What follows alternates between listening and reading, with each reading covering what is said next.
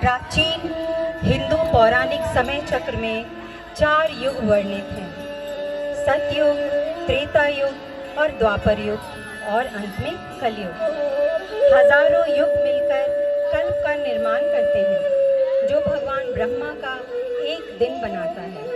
वैदिक पौराणिक प्रमाण के अनुसार अरबों वर्ष पहले युग चक्र प्रारंभ हुए थे।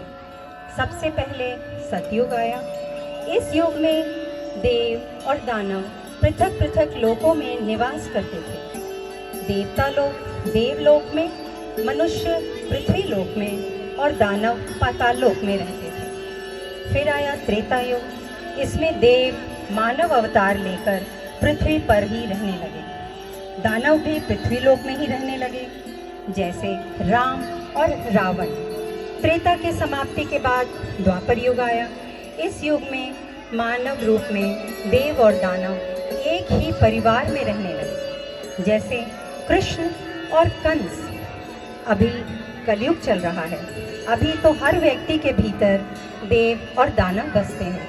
हर युग में देव और दानव का समर होता रहता है।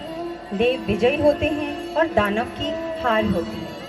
छोटे छोटे बच्चों के द्वारा पहले 3 युगों के देव चरित्रों से आपका परिचय करा रहे हैं। तालियों से स्वागत कीजिए देवलोक के देवता का।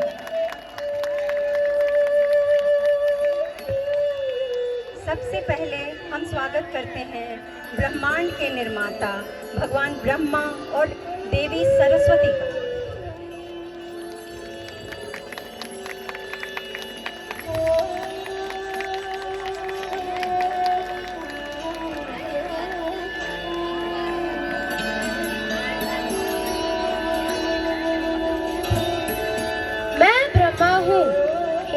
गर्भ से मेरा उद्भव हुआ है। मैं ब्रह्मांड का निर्माता हूँ। हर कल्प के अंत में मैं पुनः पुनः सृष्टि का निर्माण करता हूँ।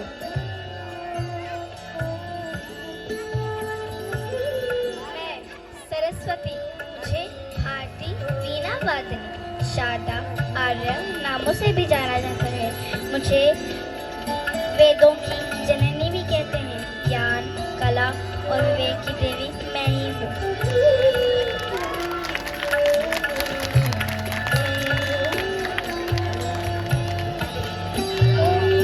अब हम स्वागत करेंगे अगले देव चरित्र का, पृथ्वी को चलाने वाले भगवान विष्णु और उनकी सहचरी माता लक्ष्मी का।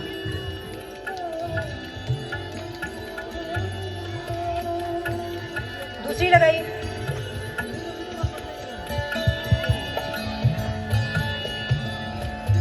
मैं विष्णु हूँ। मुझे हरि और नारायण नाम से भी पूजा जाता है। मेरे द्वारा ब्रह्मांड का संरक्षण और संचालन होता है। इस पृथ्वी पर मेरे 10 अवतार हुए हैं।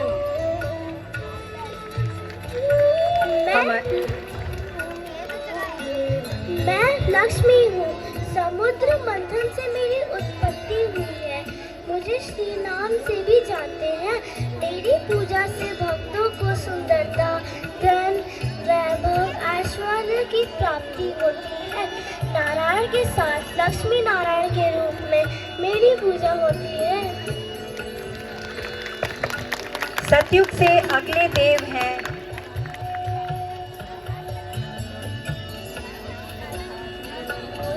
सतयुग से अगले देव हैं देवों के देव महादेव और माता पार्वती।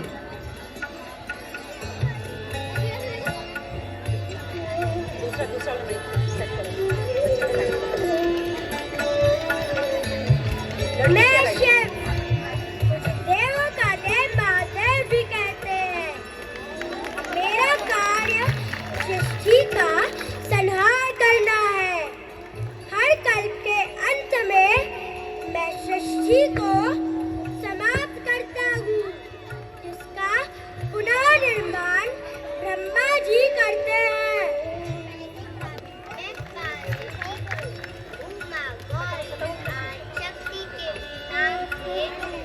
मुझे पूछते हैं, दानों का नाश करना, सृष्टि का निर्माण करना मेरी क्रिया मानी जाती है।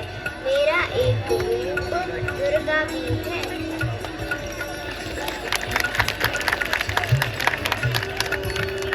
अब हमारे अगले चरित्र देव चरित्र हैं त्रेता युग से। त्रेता युग राम, सीता, हनुमान के लिए जाना जाता है। स्वागत करिए मर्यादा पुरुषोत्तम श्री राम का, माता सीता का। मैं राम हूँ। त्रेता युग में विष्णु के 7वें अवतार में मानव के रूप में अयोध्या में मेरा जन्म हुआ है। मुझे राघव, रघुनाथ और मर्यादा पुरुषोत्तम भी कहते हैं। अनेक दानवों का मैंने वध किया है। महादानव रावण के वध के दिन दशहरा या विजयदशमी के रूप में मनाया जाता है। मैं सीता, मुझे जानकी, वैदेही और रूपीजा आदि नामों से भी जाना जाता है। मुझे लक्ष्मी का अवतार भी मानते हैं। मैं सीताराम के रूप में पूजी जाती हूँ। त्रेता युग से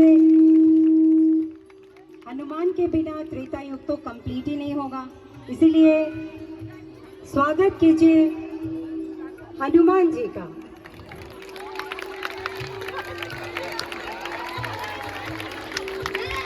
जय श्री राम। जय श्री राम।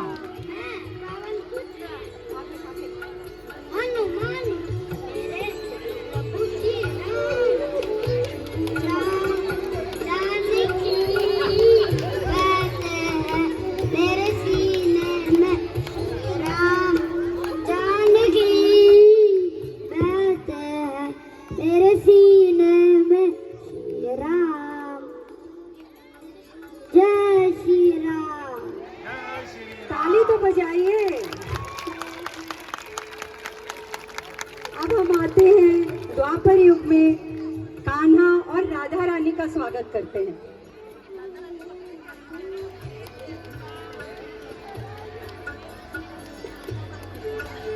मैं कृष्ण हूँ। द्वापर युग में विष्णु का 8वां अवतार हूँ। मुझे कान्हा और कन्हैया भी कहते हैं। पांडव कौरव के महायुद्ध महाभारत में गीता के रूप में मैंने जीवन सिखाया है। मैं राधा हूँ। मुझे प्रेम, करुणा और कोमलता की देवी भी कहा जाता है। कृष्ण के साथ मेरी इस पूरे संसार में पूजा होती है।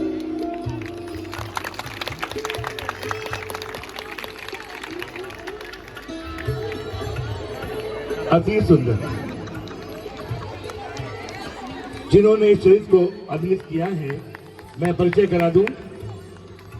ब्रह्मा के रूप में अंश श्रीवास्तव, विष्णु जी के रूप में आरुष राय, शिव के रूप में सनम, मर्यादा पुरुषोत्तम भगवान श्री राम के रूप में तोषान, हनुमान जी के रूप में गुणाग्य, कृष्ण के रूप में अनुष मिश्रा, सरस्वती के रूप में शिवांशी, लक्ष्मी जी के रूप में स्निग्धा मिश्रा, पार्वती के रूप में प्रीशा, सीता के रूप में काशवी और राधा के रूप में हर्षिता।